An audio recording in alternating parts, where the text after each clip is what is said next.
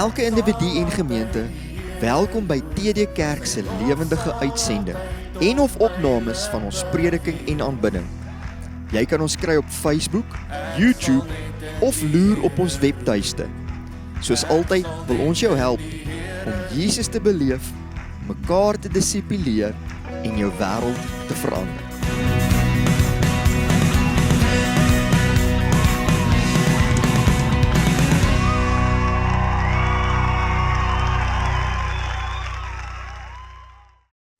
Ek was nie verlede Sondag hierso gewees nie, wie het gesien ek's nie hier nie. Ek was op 'n bietjie van 'n toer waar ek klomp plekke bedien het, onder andere verlede Sondag in 'n gemeente Pretoria bedien. Nie sulke vreeslike terugvoer daar nie, ek het gepreek, was lekker. Maar toe het ek 'n skool bedien en toe het ek in Pietersburg en toe het ek Dinsdag en Woensdag bedien in Pietersburg en dis eintlik die ou gemeente waarvan ek gekom het. En so toe het ek nou Sondag hier gemis wat ek baie voor gebid het. Ek het regtig baie gebid vir die Sondag hierso laas week. En soos wat ek verstaan het julle 'n wonderlike tyd beleef. Wie was hier laas Sondag gewees? Ja, wie het iets wonderliks beleef tydens daai diens? Ja. Ek hoor al so 'n klomp getuienisse wat ek hoor en ek is opgewonde om dit te hoor. Want ek het regtig so saam met julle gebid in daai week en daai opbou hiernatoe. En deel van die week en ek kyk nou maar nou sien ek nie jou pa nie, Adel, waar is Gerrit? Ek sien hom nie, is hy hier? Ek sien hom nie vandag nie. Maar anyway, ek kan nie onthou of dit is hy. Waar is hy? O, daar is hy. Ek deel ook die, want partykeer het mense, jy weet jy waag iets, jy deel 'n woord met iemand en jy is nie altyd seker is dit nou wat die Here sê of is ek reg of ietsie. Dis hoekom ek nou hierdie woord deel. Ek kan nie onthou was dit Vrydag aand wat ons hier gebid het. Ons het mos so in die oggend en die aand gebid of Saterdagoggend nie. Ek kan nie onthou nie, maar kom Gerard na my toe en hy sê vir my ma, hy het nou so gewik en weeg of moet hy hierdie sê, maar daar gaan iets gebeur wanneer ek gaan bedien hierdie week wat kom, dis nou die week wat verby is. Hy sê, nou gaan iets gebeur, wanneer jy jou hande op mense sit, en hy bid toe saam met my daarvoor, en ek is toe nou vol geloof oor hierdie woord, en ek is daai kant toe, en ek het, sê vir hulle, ek het daai Dinsdag aand, is die eerste keer in my lewe, dat ek in een diens, al die gawes van die Heilige Gees, sien werk. Behalwe uitleg van tale. Ek het nie 'n taal uitgeneem, alhoewel ek kan dit nogal doen. So, maar dit was nou nie geroepe voor daar nie. Maar om al die gawes van die Heilige Gees te sien. So jy was heeltemal reg geweest, Gerrit, om te sien hoe die Here so amazing werk, so duidelik, woord van kennis, woord van wysheid, geloof, kragte, duiwels uitgedryf, mense het gesond geword, alles wat jy aan kan dink. En dit het my hart so gevul met geloof, dat die Here nog steeds bonatuurlik werk. Dat daar nog steeds 'n bonatuurlike werking van die Heilige Gees is. Nou, ons is by hierdie gedeelte in Lukas en ons is besig om deur Lukas te preek. Maar die vraag wat ek jou wil vra vanoggend as ons afskop, hoekom ek julle terugvoer gee, so tree terug, is dat julle dan net weet, ek het nie net gaan vakansie hou. Anders dink julle hierdie ou, waar is hy? Ek het gaan bedien en dit was eintlik amazing. Maar wat sal jy doen? Om iemand wat Jesus nodig het, by Jesus te kry. Wat sal jy doen? Tot watter mate sal jy iets probeer? Watse poging sal jy aanwend om iemand wat by Jesus moet uitkom, by Jesus te kry? Miskien moet ek jou vra, dink aan iemand wat jy ken, wat jy liefhet, wat jy voor omgee. Dink aan so iemand vir 'n oomblik. Dink of jy aan so iemand kan dink. Okay, wat sal jy doen om daai persoon by Jesus te kry. Die Engels sê, to what lengths will you go? Nou wil ek dit direk vertaal, ek weet dit is verkeerd en al die Afrikaanse juffrouens gaan baie kwaad wees vir my. Tot watter lengtes sal jy gaan om iemand by Jesus te kry? Daai iemand, om wie jy dink, wat is jy bereid om te doen om hulle by Jesus te kry? Nou verstaan ek, ons kan nie mense se harte forceer nie. Ek meen, dis nie, as ek kon mense red deur hulle net hier in te sleep, dat ek hier gery met ons kombi, mense oor die kop geslaan en die kombi gegooi, hulle ingesleep, dan sou ek geweld gebruik het, ek sal dit doen. Maar ek weet, hulle gaan nie hulle harte noodwendig verander nie. So daar is 'n beperking op wat 'n mens kan doen, maar wat is jy bereid om te doen? Wat sal jy, tot watter lengtes sal jy gaan om mense by Jesus te kry? So dink aan daai persoon. Okay, nou is my volgende vraag net bietjie anders. Wat doen jy om mense by Jesus te kry? Dit is een ding as jy dink, wat sal ek doen? Nee, Jesus, ek sal groot gaan. Okay, wat doen jy? Want wat jy doen is wat jy sal doen. Dit is wat jy sal doen. Wat jy reeds doen. Dis wat jy sal doen. Nie wat mens dink mens sal doen nie. Wat jy doen, wat jy klaar doen om mense by Jesus te kry, is wat jy doen. En ek glo, hier sit baie mense. Hier het ons nou gehoor vanoggend, weer eens, van mense wat uitreik. En hierdie gemeente is al klomp mense wat baie dinge doen, baie effort insit, om mense by Jesus te kry. En vir my is hierdie 'n verskriklike mooi storie wat ons nou net gelees het, van 'n klomp vriende, wat die ekstra myl geloop het, om hulle vriend, wat Jesus nodig gehad het, by Jesus uit te kry. En hierdie ouens breek deur die dak. Dis commitment. Dis commitment. Imagine jy bring iemand kerk toe, en hierdie kerk is vol, wat 'n pragtige gesig sal wees, as hy so vol is, as jy nie kan inkom nie. En niemand, jy kan nie inkom nie, maak nie saak wat jy doen nie, mense staan al by die deur uit, en jy besluit, nee, that's it, ons kry die brandweer, ons kry leer, en die volgende oomblik, kom jy deur die dak. Dis commitment. So hierdie ouens is regtig ernstig, om hulle vriend by Jesus te kry, maar, hierdie storie is 'n interessante storie, want, vers 17 sê, terwyl Jesus besig was om mense te leer, het sommige fariseërs en leermeesters van die wet van Moses daar naby gesit. Inteendeel, dit sê, daar was baie, as jy letterlike vertalings lees, baie fariseërs en leermeesters van die wet, en dan sê het, hulle was van Galilea, en van Judea, en van Jerusalem. Jesus is in Kapernaum, dis 'n ander streek, so hulle het van heinde en verre gekom, hierdie groepering mense, die skrifgeleerdes en die fariseërs, en in hierdie verhaal is dit baie duidelik, dat Lukas hierdie gehoor uitsonder. 'n Groot deel van hierdie gehoor was hierdie crowd, hierdie fariseërs en leermeesters, skrifgeleerdes van die wet. Hulle is die crowd daar, en hulle kom, en dit is interessant, dat die skrif sê in vers 17, Jesus sê, daar was krag in Jesus om hulle te genees, of die mense te genees, maar as jy letterlik gaan kyk, die letterlike vertaling, die 83 vertaling, vertaal hom ook so, daar was krag van God om hulle te genees. Nou wonder ek, wat se hulle praat hy van? Want hy sê nou net, hier's 'n klomp fariseërs en 'n klomp skrifgedeeldes wat van oral afgekom het, en daar was krag van God om hulle te genees. Dit wil vir my voorkom, asof die hulle op hierdie crowd dui van wie hy praat. Want hy sê, daar was krag van God om hulle te genees. Ek meen, dit sal vir my weird wees as ek sê, nee, was 'n klomp mense van Douglas afgewees hierso, en dan was krag van God om hulle te genees. Dan bedoel ek tog die mense van Douglas af. Dit sal weird wees as ek nou skielik praat van daai mense. Julle hoor wat ek sê. So dit wil vir my voorkom asof hy sê, daar was krag van God om hulle te genees. Hierdie fariseërs en skrifgeleerdes. Nou die fariseërs en die skrifgeleerdes was geweldige godsdienstige mense. Hulle was in ons konteks baie ernstige kerkmense. Godsdienstige mense.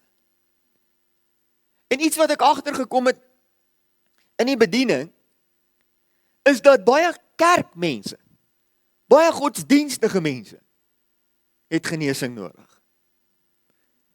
Nou weet ek, ons hoor die storie van die verlamde man, so ons hak dalk vas by die fisiese genesing, maar dit wil nie voorkom of hierdie fariseërs en skrifgeleerdes noodwendig fisies siek was.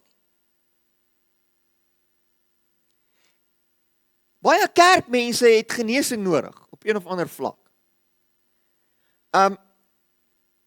Ek weet nie of jy in 'n normale gesin bly of groot word of 'n normale familie het nie. Ek weet, ons het nie een nie.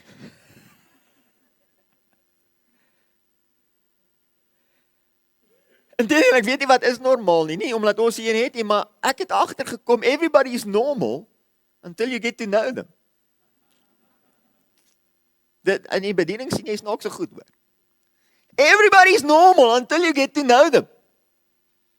Wat ons lewe in 'n wêreld waar dinge gebeur, waar daar stampe en stote is, waar daar pyn is, waar daar gekrap en beklei is en nie alles altyd lekker werk nie. En almal het genesing nodig en wat vir my mooi is, daar was krag van God om hulle te genees. God genees nog steeds mense, selfs kerkmense. Soms het hy nodig om godsdienstige mense geestelik te genees, in die sin dat hulle het by godsdienst uitgekom, maar het nog nie by Jesus uitgekom. Soms is mense hulle lewe in die kerk, maar hulle het nie by Jesus uitgekom. Hulle het by godsdienst uitgekom. En ek wil vir jou sê, dit gebeur selfs in 'n Pinksterkerk soos hierdie.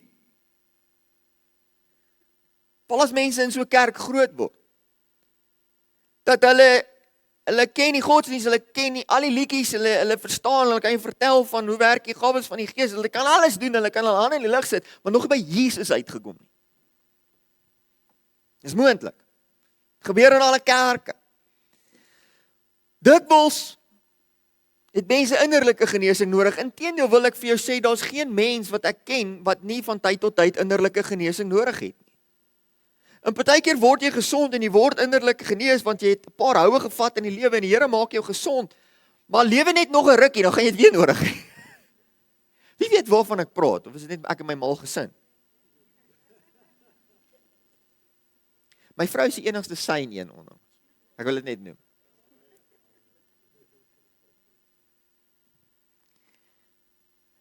Jy moet net nog 'n bietjie lewe, dan kom jy agter ek het genesing nodig. Jy kry 'n paar stampe en stote, 'n paar teleurstellings, 'n paar mense wat in jou lewe dinge doen en sê en so aan. En hier kom Jesus en interessant, hulle breek hierdie ou deur die dak en hulle kom by Jesus uit, hulle laat sak kom af van die dak. Dis reg commitment. Hierdie ouens is committed. Toe Jesus hulle geloof sien, sê hy vir die man is die ou wat verlam was, mens, jou sondes is vergewe. Dis interessant, Jesus sê nie, wow, hier's 'n verlamde ou, julle het regtig baie moeite gedoen, kom ons maak hom gesond. Hy begin by, mens, jou sondes is vergewe. Hy spreek 'n baie groter genesing aan, as die feit dat die ou nie kan loop nie. Nou in my gedagtes, as ek dit sou sien, sou ek dink, die feit dat die ou nie kan loop, is die main krisis. Nee? As jy iemand hier ingedra word, en hy's verlam, dan gaan jy dink, dis die groot krisis. Volgende week kom iemand anders en is arm, en dink jy, dis die groot krisis, jy het nie geld nie. Baie mense gaan deur die lewe, en jy het jou eie krisis. Ek kan nie die huis betaal nie, dis die groot krisis. Die ander ou nee, dit is chaos in ons huwelik, dis die groot krisis. Daar's allerlei groot krisisse. En ons dink dis die groot krisis. Maar dis interessant dat Jesus nie altyd dink die groot krisis is die groot krisis nie. Dikwels dink Jesus iets anders as die krisis, as wat ek en jy dink is die krisis. En ek sê, Here, baie keer bid ek vir ouens en sê, Here moet my net uitbuil, uit wat ook al uit. As die Here my net uitbuil,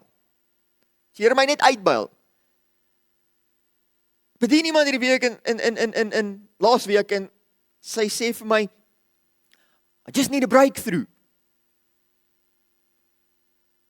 En ek ervaar net die Here sê, you're not getting a breakthrough. Dis 'n amazing profesie, né? Can you imagine? Sorry, jammer. I see you're getting a process. Proses. Ja. 'n Proses, dis wat jy kry. Nie 'n breakthrough nie. Baie keer wil ouens jy moet hulle net uitbuil. Hy moet dit net verander. Hy moet net wat ook al nou die probleem is verander. Maar die Here sê, maar ek wil iets anders doen, man. Soos met die ou, hy begin nie met sy lam nie, hy begin met sy hart. Hy sê mense, jou sonde is vergewe. Kom ons begin daar. Voordat ons kyk na jou lamgeit. En dikwels wil God eers iets anders in my en jou lewe doen. Voordat hy die finansiële probleem oplos, of die verhoudingsprobleem oplos, of die dit oplos, of die huwelik red, of wat ook al. Hy wil eers iets anders reg kry. Want wanneer dit reg gekry is, dan is jy in die posisie waar hierdie res gaan werk, anders gaan jy net weer terug gaan soontoe. En ons is dikwels so, en dis my groot waarheid hierdie, ons is dikwels so, dat ons na die Here toe gaan, en dan hak ons vas daar, en ek kan nie verstaan hoekom die Here nie vir my deurkom nie. En die Here kan nie verstaan hoekom jy nie na hom wil luister, en begin by wat saak maak. Hy begin by hierdie op 'n ander plek as wat ons almal sou gedink het hy sou begin. Vir my is die logiese ding, Jesus moet die ou laat loop. Vir almal is die logiese ding, Jesus moet die ou laat loop. Jesus sê, jou sondes is vergewe. OK, gaan hulle aan. So dis die beginsel. Ek deel net 'n paar konsepte uit die skrif uit met jou. En toe ek Dinsdag begin, en die Here toe nou nogal actually 'n klomp mense fisies gesond gemaak. Maar toe ek Dinsdag begin en ek bedien die mense in Polokwane, begin ek met hierdie statement, want ek sê toe, die tema is vry en gesond. So, dis mos nou waar ons sien waar ons heen gaan, hè. Maar ek begin met hierdie stelling en ek sê, fisiese genesing is nie die ultimate. En hierdie beginsel tel eintlik vir baie goed. Finansiële deurbraak is nie die ultimate nie. Fisiese genesing is nie die ultimate nie. Almal wil Jesus sien, maar niemand wil doodgaan nie.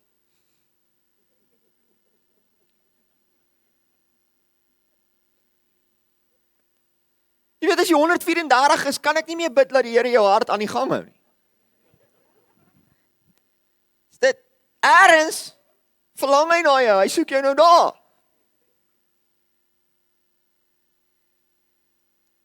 Hoor julle wat ek sê? Dis nie die ultimate nie, alhoewel hy dit doen, maar dis nie die ultimate nie. Nou interessant, die skrifgeleerdes in die Fariseërs, hulle is die myn gehoor, en ek dink dis wat Lukas vir ons hier wil uitwys, dis hoekom hy hulle noem as die myn gehoor. En dadelik dink hulle, maar hoe kan Jesus dit sê? En ek dink nie, daar was iets slegs in hulle hart om dit te dink nie, want ek sal ook as iemand opstaan, jy weet, as Ian nou hier opstaan en vir Marcel sê, jou sondes is vergewe, dan gaan ek ook dink, weet hierdie huis nie lekker nie, verstaan, wie is hy? Ek dink nie daar's fout gewees met die vraag wat hulle in hulle hart gehad het, om te dink, wie is die ou dat hy dit kan sê nie? Want net God kan so sondes vergewe. Ek meen, ek en jy kan sondes wat teen ons gedoen is vergewe, maar ons kan nie iemand se sondes wegvat nie, dis net God wat dit kan doen. So is 'n baie sinvolle vraag wat hulle vra, maar nou het in die tradisie van die Fariseërs en die skrifgeleerdes, het hulle hierdie ding gehad, want hulle onthou die profete en so hulle het geglo sekere mense kan namens God praat, maar dan moes al proef in die pudding wees, dan moes al bewyse gewees het, so dan moes wonderwerke gewees het, of dan moes profeseë gewees het wat uitgekom het, en hulle wet het hulle gesê, hoe weet jy, as die profeet sê, dis wat gaan gebeur en dit gebeur nie, as hy 'n vals profeet gooi met klippe dood, ja, jy het baie versigtig geprofeteer daai tyd. En kyk, hierso kan ons net sê, sorry, ek het 'n fout gemaak. En daai tyd is, jammer om te hoor.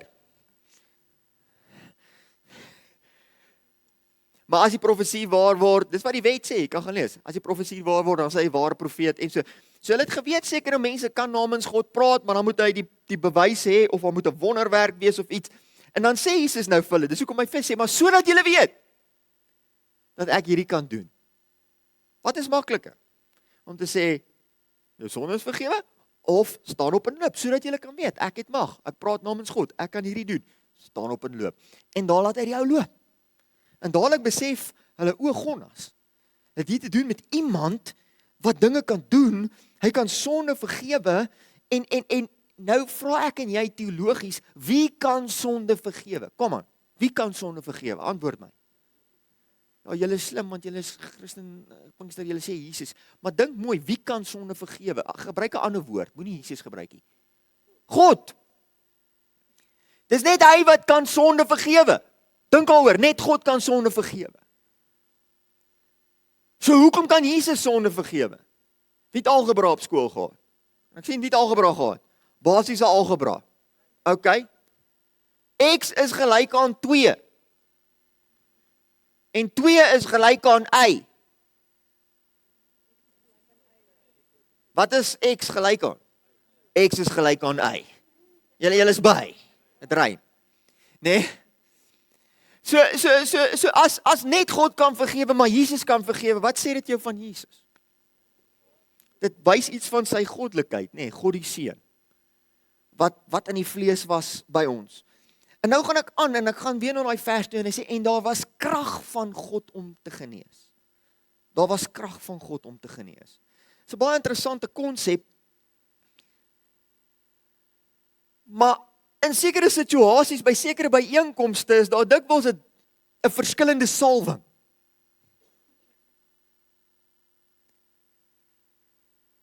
En jy kan sê, maar kon Jesus nie net oral geloop en genees het, soos wat hy wil nie? Nou is interessant, want as jy gaan vroeër lees, en jy gaan lees in Matteus, toe hy in Nasaret kom, sê die skrif, hy kon daar nie, wie ken die storie, hy kon daar nie baie wonderwerke en genesings doen nie, en dan sê dit as gevolg van hulle ongeloof. Die punt is net, ek wil net vir jou wys, dat Jesus het nie altyd in dieselfde genesingskrag gefunksioneer as op ander plekke nie. En hier kom die skrif spesifiek en sê, maar daar was iets van God daar was krag om te genees. En dis net vir interessant en net 'n stuk lering, maar ons is ook besig met saam met die Heilige Gees en 'n groot groep van julle is betrokke daar. So ek sien julle weer vanmiddag. Maar waar ons praat, wanneer die Heilige Gees werk, dikwels in 'n plek, in 'n oomblik, is daar 'n spesifieke salwing vir spesifieke goed. Dit gaan nie net oor die persoon wat bedien nie. Dit gaan nie net oor die persoon wat bedien se salwing, of die persoon wat bedien wat ingetune is. Baie keer moet ons onderskei, wat is die salwing van wat die Here wil doen in hierdie dag, in hierdie diens, en hierdie moment. Want daar is 'n spesifieke salwing vir dit. En wanneer daar 'n salwing is vir dit, dan gebeur dit maklik. Het jy al in 'n diens gewees, dan kom jy agter, daar's net 'n salwing vir aanbidding. En dit vloei. Ander keer dan is daar 'n salwing vir lering, en daai lering is besonder kragtig. Ander keer is daar 'n salwing vir profesie. Ander keer is daar 'n salwing vir genesing. Daar's baie keer net 'n salwing vir dinge. Salwing vir doping in die Heilige Gees. En dis hoekom ek het gesê het, ons kan by vers 16 begin lees, want as jy by vers 16 begin lees, dan sê jy, maar Jesus het hom gereeld in 'n verlate plek afgesonder om te bid. En dis dikwels waar die salwing vir iets vandaan kom. En nou wil ek jou 'n ding sê, ek het dit al hier gesê, ek kan nie onthou wanneer of dit jare terug of wat nie, maar iets wat die Here my geleer het oor gebed. Die sleutel tot vreugde in die lewe is konstante aanhoudende gesprek met die Here. Of een van die sleutels. Daai waar jy heeltyd met die Here praat. Jy ry in die kar en jy sê, Vader, ek kan nie glo hulle het nog 'n winkel oopgemaak, hier is nog 'n Shabini. Ek's ernstig, jy praat net met die Here, dis net gesprek. En dan gaan jy, God, ons ek het skoon vergeet om van my huweliksherdenking, Here, ek gaan moeilikheid hê as ek by die huis kom. Nou moet ek 'n plan maak. Okay. Jy praat net met die Here en die volgende, Here, ek sien jy kry die ou jammer. Jy praat net met die Here. Daai tipe aanhoudende gebed, dis nog 'n groot sleutel tot vreugde in die Here. Maar iets wat ek agtergekom het, en dit sien jy in Jesus se lewe, die sleutel tot krag. Bedieningskrag. Is gefokusde gebed. Dis wat Jesus daar gedoen het, gereeld alleen gaan bid. Dan kry jy daai momente waar daar krag van God is vir iets. Daar's krag van God om iets te doen. En dis 'n sleutel wat ons almal kan leer. En as jy wil daai krag ervaar, dan kom ek agter, dis nogal 'n sleutel daarvoor, is om regtig in te gaan bid. Nou sien ek, hy sê hierso, toe Jesus hulle geloof sien, sê hy vir die man, wie is nou hulle? Hulle is die vriende van die man. Ek weet nie hoeveel daar was nie. Ek weet nie of daar een op elke hoek was, 4 of 6 was, ek weet nie. Toe hulle geloof sien, hier is 'n interessante ding van geloof. Geloof moet gesien word. Geloof wat nie gesien word nie, is nie genuine geloof nie. Wanneer jy genuine geloof het, dan lei dit tot 'n aksie. Jakobus sê dit, hy sê vir my, hy sê in Jakobus, hy sê, ek sê jou my geloof wys uit my werk. Daarom nie ek sê ek het geloof, maar ek kan nie 'n aksie daarbey voeg nie. Die oomblik wat ek regtig geloof het oor 'n saak, dan sit ek 'n aksie by dit. Dit beweeg my tot aksie. En interessant, hierdie vriende het nie na Jesus toe gegaan vir hulle nie, hulle het gegaan vir iemand anders. En hulle aksie, hulle geloof, was verwyer as hulle eie behoefte. En ek en jy moet ook geloof hê vir meer as net ons. Meer as net my behoefte.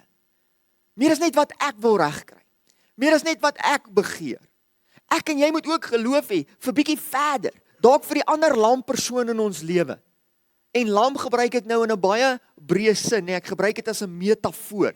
Die ander lam persoon in ons lewe, die ander een, partykeer is mense so down and out, hulle het nie krag, hulle het nie geloof van hulle self nie, dan help dit as iemand anders langs hulle inkom met geloof. Wie was al baie siek? Jy lê daar in die bed, jy is regtig siek, en dan kan jy nie eintlik bid nie. Wie was al daar? Daarom niemand sê vir jou, jy het geloof, ek trant asem kry, wag, nou geloof.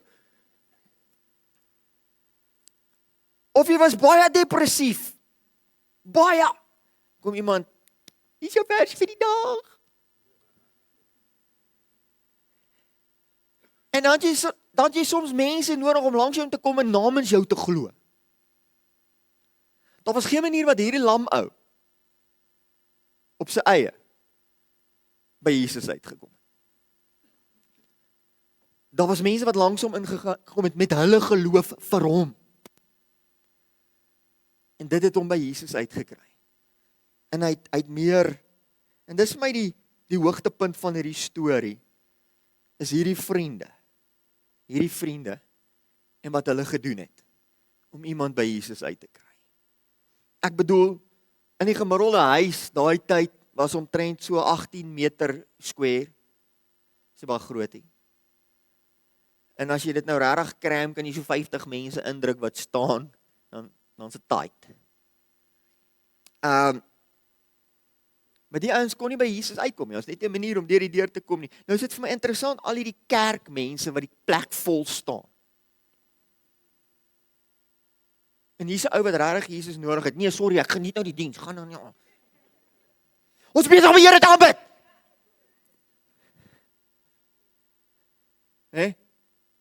Daar's ook 'n storie daar. Van kerkmense, ek sal nie op hom ingaan nie, wat in die pad kom van mense om by Jesus uit te kom. Want hulle is besig met kerk. Nee. Maar gelukkig het hy hierdie 4 vriende. Wat net sê, ons gaan hierdie ou by Jesus kry. Nou, ek weet nie wie al iemand probeer dra nie. Wie al iemand probeer dra? En wie het al dooie gewig probeer dra? Ja, as jy jag, gaan jy dit nogal ervaar. Jy sal verbaas wees, hoe swaar raak 'n vlakvark sy dood is. En jy moet hom 'n stuk dra. Jy sleep hom, as jy moet dra, dan raak dit ingewikkeld. En hierdie ou is lam. So hy is op 'n bed, so dit is swaar gewig, maar hulle gaan nie teen die kant, daai tyd se huise het trappe gehad en plat dakke. Hulle is hier teen die trappe op, hulle is op die dak, hulle gaan deur die moeite om die dak te breek. Hulle gaan deur die moeite om hierdie ou daar deur te kry, af te sak met toue. Ek kan sien hoe sweet hulle, ek kan sien hoe sukkel hulle doen dinge. Hulle weet, hierso kom 'n lawsuit, my maat. Hulle is besig om hierdie ou se teels op te neek vir hom.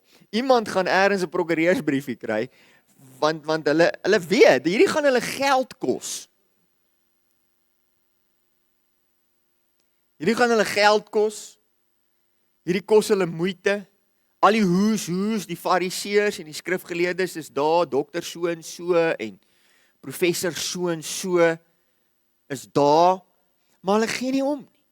Hulle gee nie om wie hulle verontrief nie. Hulle wil iemand by Jesus uitkry. En hierdie ouens is bereid om hulle reputasie en hulle aansien in die dorp prys te gee om iemand by Jesus uit te kry. Hulle is bereid om, laat dit aan hulle sak raak, om iemand by Jesus uit te kry. Hulle is bereid om energie. Dit is baie maklik gewees om daar te stop met jou minivan en Jason is in die agterkom. Jason, ons het getraai, maar ons kan nie inkom nie. Sorry man, next time. Nee, dis baie maklik vir hulle gewees om op te gee. So, ons het getraai, maar ons kon nie. Daar was vol mense het by die kante uitgestaan. Probeer die gesindheid van hierdie mense sien. Nou gaan ek terug na die vraag, wat doen ek en jy? Hoe bereid is ek om my energie en my tyd? Ons praat oor gaan op 'n uitreik. Ons challenge ons gemeente, ons sê gaan op 1 uitreik 'n jaar. 1. Nee, dis vir ander mense soos Okkie. Gaan op 1 uitreik 'n jaar.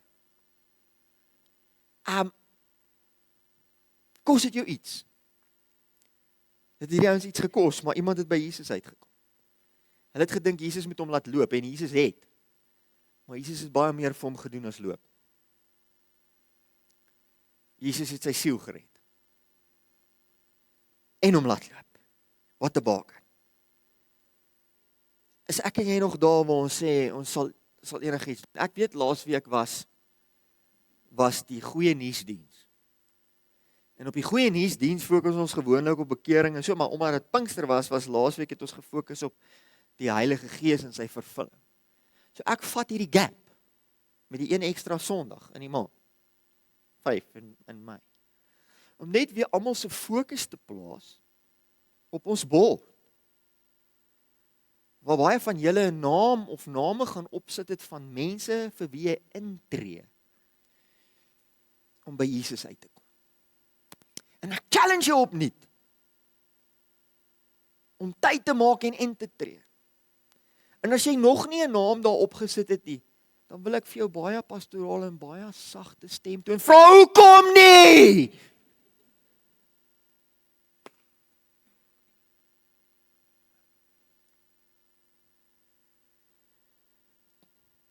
Nou weet ek van jy doen ander goed, jy hoef nie noodwendig, jy's dalk heavy evangelis, ek weet nie. Daar waar jy is, werk, bedien die mense, gaan te keer, dit is kry. My punt wat ek net probeer maak is, het ons nog die hart van hierdie vriende om iemand by Jesus uit te kry. Nou dis ons nuwe bord, né? Jy onthou ons nuwe bord. Nou ek sien ons het nou al ons nuwe bord is nou 3 maande oud. Ek sien ons het nou al 1 2 3 4 5 6 7 8 9 name op hierdie bord van mense wat tot bekering gekom het. Sê dit ons die nuwe bord het. Dis nou daar waar ek so opgewonde geraak het nou.